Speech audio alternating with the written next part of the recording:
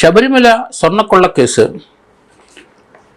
കുറച്ച് മാസങ്ങളായിട്ട് അതിൻ്റെ അന്വേഷണം പറയത്തക്ക രീതിയിൽ പ്രോഗ്രസ് ആയിട്ട് മുന്നോട്ട് പോയില്ല. എന്നാൽ ഇപ്പോൾ അത് സജീവമായി. പ്രശാന്തിനെയും ദേവസ്വം ബോർഡ് മുൻ പ്രസിഡന്റ് പ്രശാന്തിനും അതുപോലെ ദേവസ്വം ബോർഡ് അംഗം അജികുമാറിന് നോട്ടീസ് കൊടുത്തു കഴിഞ്ഞു. SIT അവർ രണ്ടുപേരെയും ചോദ്യം ചെയ്യാനായിട്ട് തയ്യാറായി. ഇപ്പം നോട്ടീസ് കൊടുത്തു. അടുത്ത തിങ്കളാഴ്ചയോ ചൊവ്വാഴ്ചയോ അവർ ഹാജരാകണം. ഇവരെ നേരത്തെ 2-3 പ്രാവശ്യം ചോദ്യം ചെയ്ത് വിട്ടയച്ചിരുന്നു. ദേവസ്വം ബോർഡ് സ്പെഷ്യൽ കമ്മീഷണറും ഉത്തരവാദിത്തപ്പെട്ടവരും അറിയാതെ ദേവസ്വം ബോർഡ് പ്രസിഡൻറ്റും അജികുമാർ അംഗവും ചേർന്ന് അവിടുന്ന് കട്ടളപ്പാടി അവിടെ നിന്ന് വെളിയിൽ കൊണ്ടുപോയി. മറ്റുള്ളവർ പലരെയും ഏൽപ്പിച്ചയച്ചു എന്നായിരുന്നു ആരോപണം. ഇത് അവിടുത്തെ സ്റ്റാഫിൻ്റെ കൊടുത്താണ് ചെന്നൈയിലേക്ക് കൊടുത്തുവിട്ട് സ്വർണം പൂശാനായിട്ട്. ഇതിനെ സംബന്ധിക്കുന്ന കാര്യങ്ങൾ ചോദിക്കുന്നതിനാണ് നേരത്തെ അവരെ വിളിച്ചു വരുത്തിയത്. എന്നാൽ ചില രാഷ്ട്രീയ കാരണങ്ങളാകാം അവരെ അറസ്റ്റ് നടന്നില്ല. എന്നാൽ ഇപ്പം അവരെ ചോദ്യം ചെയ്യാനായിട്ട് നോട്ടീസ് കൊടുത്തു കഴിഞ്ഞു. തിങ്കളാഴ്ച ചൊവ്വാഴ്ച ഹാജരാകണം. എന്ത് തീരുമാനത്തിലാണ്, ആരെടുത്ത തീരുമാനത്തിലാണ് നിങ്ങൾ സ്വതന്ത്രമായിട്ട് നിങ്ങൾ രണ്ടുപേരും തീരുമാനിച്ച് ഈ കട്ടിലപ്പാടിയും മറ്റും വെളിയിൽ പൂശാനായിട്ട് സ്വർണം പൂശാൻ കൊടുത്തുവിട്ടത്? അതേ സംബന്ധിക്കുന്ന സ്പെഷ്യൽ കമ്മീഷണറുടെ അനുമതി ഇല്ലാതെ തന്നെയാണ് അത് അവിടെ നിന്ന് ഇളക്കിക്കൊണ്ട് പോയത്. അതുകൊണ്ട് വരും ദിവസങ്ങളിൽ അവരെ ചോദ്യം ചെയ്ത് അവർക്ക് കൃത്യകരമായ ആൻസർ പറയാനുമില്ല. അതോടൊപ്പം തന്നെ ഇവിടുന്ന് കൊണ്ടുപോയ സാധനത്തിൻ്റെ അതേ രീതിയിൽ തന്നെ ആണോ അത് തിരിച്ചു വന്നത്, അങ്ങനെയുള്ള കാര്യങ്ങളൊക്കെ പരിശോധിച്ചിട്ട് അതിനകത്ത് അവർ കുറ്റക്കാരാണെങ്കിൽ തീർച്ചയായിട്ടും അറസ്റ്റ് ഉണ്ടാകും എന്നാണ് ഞാൻ കരുതുന്നത്. അതുകൊണ്ട് ഇനിയുള്ള അവരുടെ ചോദ്യം ചെയ്യലൊക്കെ അറസ്റ്റിലേക്ക് നടക്കും എന്നാണ് ഞാൻ കരുതുന്നത്.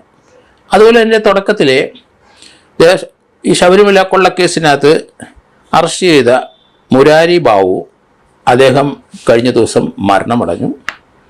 അദ്ദേഹം 90 ദിവസത്തോളം ശബരിമല കേസിനകത്ത് റിമാൻഡിൽ കിടന്നു. 90 ദിവസം കഴിഞ്ഞിട്ട് മാത്രമാണ് അദ്ദേഹത്തിന് ജാമ്യം ലഭിച്ചത്. കഴിഞ്ഞ 3 മാസമായി അദ്ദേഹത്തിന് ക്യാൻസർ രോഗം പിടിപെട്ടു. അതിലാണ് അദ്ദേഹം മരണമടഞ്ഞത്. 1994 അയാൾ പോലീസ് കോൺസ്റ്റബിളായിട്ട് സർവീസിൽ കയറിയ ആളാണ്. പിന്നീട് അദ്ദേഹം 6-7 മാസം ട്രെയിനിങ് കഴിഞ്ഞപ്പം അതിന് രാജിവെച്ച് പോയി. അതിനുശേഷം 1997 ദേവസ്വം ബോർഡിലെ ഒരു ക്ലർക്കിൻ്റെ ജോലിയിൽ പ്രവേശിച്ചു. അത് ഏറ്റുമാനൂർ അമ്പലത്തിലായിരുന്നു ആ പ്രവേശനം. അതിനുശേഷം ശബരിമല സ്വർണ്ണക്കൊള്ള നടത്തിയതിൻ്റെ പിന്നിലല്ല ഇദ്ദേഹത്തിൻ്റെ ബ്രെയിനായിരുന്നു എന്നാണ് തുടക്കത്തിൽ നമ്മൾ മനസ്സിലാക്കിയിരുന്നത്. ഏതായാലും അദ്ദേഹത്തിനെ SIT അറസ്റ്റ് ചെയ്യുകയും ചെയ്തു. തുടക്കത്തിൽ തന്നെ അദ്ദേഹത്തിനെ അറസ്റ്റ് ചെയ്യുകയും ചെയ്തു, റിമാൻഡ് ചെയ്യുകയും ചെയ്തു. 90 ദിവസം കഴിഞ്ഞപ്പം അദ്ദേഹത്തിന് സ്വാഭാവിക ജാമ്യത്തോടുകൂടി അദ്ദേഹം പുറത്തിറങ്ങി എന്നുള്ളതാണ്. പക്ഷേ ഇപ്പം ആ കേസിനകത്ത് ഏറ്റവും കൂടുതൽ റോളുണ്ടായിരുന്ന കരുതപ്പെടുന്ന ആളാണ് ഇപ്പം മരണമടഞ്ഞിരിക്കുന്നത്. അദ്ദേഹം ക്യാൻസർ 3 മാസത്തേക്കുള്ളിൽ 3 മാസമേ ആയുള്ളൂ ക്യാൻസർ ഡിറ്റക്ട് ചെയ്തിട്ട്. ഏതായാലും അദ്ദേഹം കോട്ടയം ചങ്ങനാശ്ശേരിക്കാരനാണ്. അദ്ദേഹത്തിൻ്റെ മൃതദേഹം വീട്ടിലേക്ക് കൊണ്ടുപോയി എന്നാണ് ഇപ്പം മനസ്സിലാക്കുന്നത്. എന്തായാലും ശബരിമല സ്വർണ്ണക്കൊള്ള കേസിനകത്ത് ഇതുവരെ അന്വേഷണം ഈ ഇലക്ഷൻ സമയമൊക്കെ ആയപ്പം അത് അന്വേഷണം കുറച്ച് മന്ദഗതിയിലായി. അതോടൊപ്പം തന്നെ സ്വർണ്ണപ്പാളിയും അതിലെ വാതിലും മറ്റുമൊക്കെ പരിശോധനയ്ക്കായിട്ട് ജാംഷഡ്പൂരിൽ അയച്ചു. ആ പരിശോധന റിസൾട്ട് വന്നു. അതിനകത്ത് നേരത്തെ ഉണ്ടായിരുന്ന സ്വർണത്തിൻ്റെ അളവ് കുറഞ്ഞിട്ടുണ്ട് എന്ന് ഉള്ള റിപ്പോർട്ടും വന്നതായിട്ടാണ് മനസ്സിലാകുന്നത്. അതുകൊണ്ട് ശബരിമലയിലെ ഈ സർക്കാരിൻ്റെ നോമിനിയായിട്ട് വന്നവരെല്ലാവരും ആ സ്വർണം കൈയിട്ട് വാരി കൊണ്ടുപോയി എന്നുള്ള കാര്യത്തിൽ യാതൊരു സംശയമില്ല. അത് പല പല തന്ത്രങ്ങളിലും ഒക്കെ അതിനകത്തു നിന്നൊക്കെ സ്വർണം ഊറ്റിയെടുക്കുന്നത്. അതിനെന്തായാലും ഇതുവരെയുള്ള അന്വേഷണത്തിൽ ആ ഭാഗങ്ങൾ കൃത്യമായിട്ട് പോലീസ് അന്വേഷിച്ചിട്ടുണ്ടെന്നാണ് കരുതുന്നത്. ഏതായാലും ഇനി വളരെ ദൂരം മുന്നോട്ട് പോകേണ്ടതുണ്ട്. അതുകൊണ്ട് ഇതിനകത്ത് ഇനി പല അറസ്റ്റുകളും നടക്കും. ദേവസ്വം ബോർഡ്